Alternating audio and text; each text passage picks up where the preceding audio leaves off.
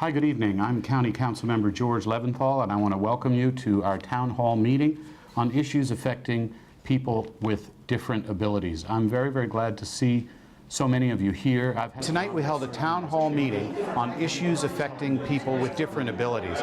We're in the Science Building at Montgomery College in Rockville. Thank you for having this, by the way. Really, thank you. I know I'm glad to be here. And we had tremendous turnout and participation from family members. It's difficult because it's a personal, difficult personal situation that my family's in, but my Take your son... time. Parents who love their children. Hi, my name is Betty Bahadori, and I have a son ww's 30 years old and has severe autism. But who are facing some real challenges. I have a son who is 14 years old.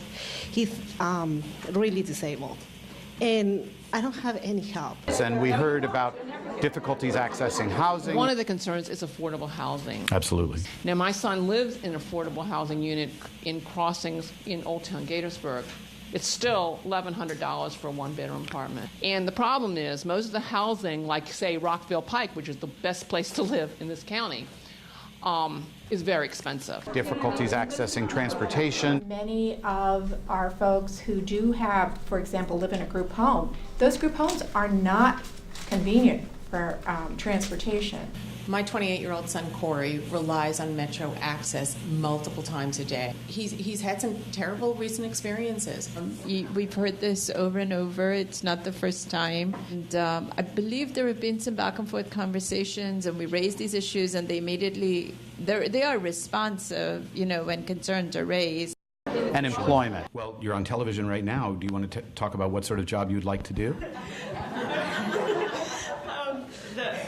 Right now, I want to work in an office. I mean, long term, I want to be a video game designer, but as of right now, I want to work in an office. Very cool. I also want to just make sure if folks are not aware of the Project Search program, which is operating to provide internships that hopefully lead to employment. That's the goal, not just to do an internship and let it end there, but is to give individuals skills that they then can compete for employment. When you hire people who are differently abled, they're extraordinarily enthusiastic and they're very loyal. Once someone who is differently abled finds employment, they tend to stay for a long time. I was here just basically to learn about all the different issues facing children and adults with special needs. You just don't know what you don't know, and it's like a part-time job. My son has limited verbal abilities, and I just want to learn as much as I can about resources that could help him, and just all of the things that are available in this county that can both support him as well as my husband and I as parents.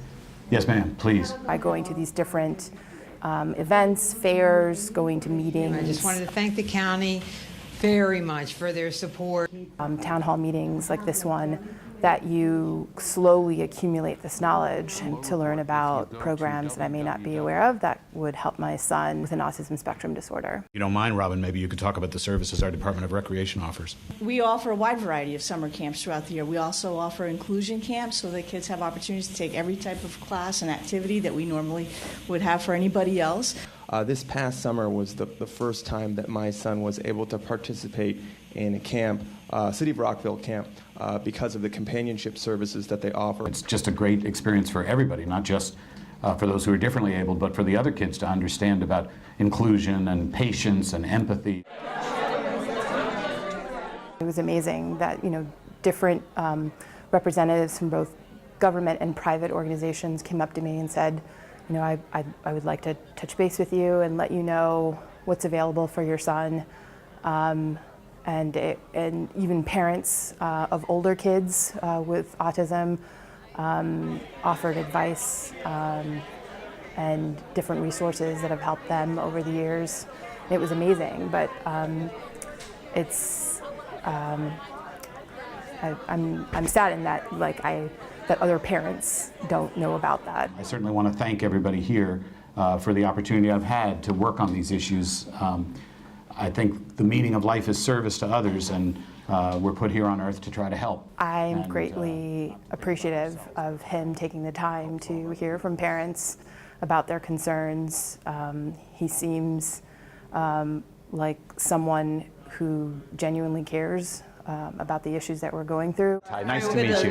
Thank you. Best to you and your son. Wants government to work for parents with special needs and the individuals themselves with special needs.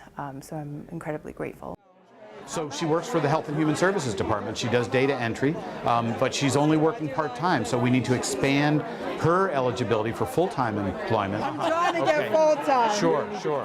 Or to advance in your career when you're at the next round of promotion or career advancement. So we've really got to look at that as well. Now you're trying to move up and advance in your career. Absolutely. I met a lot of new people tonight, and that was great to get out in the community and have people come and tell their stories. Thank you so much. Oh, thank you. It was a great conversation. And know that they're going to have a sympathetic ear and a policymaker who really wants to respond.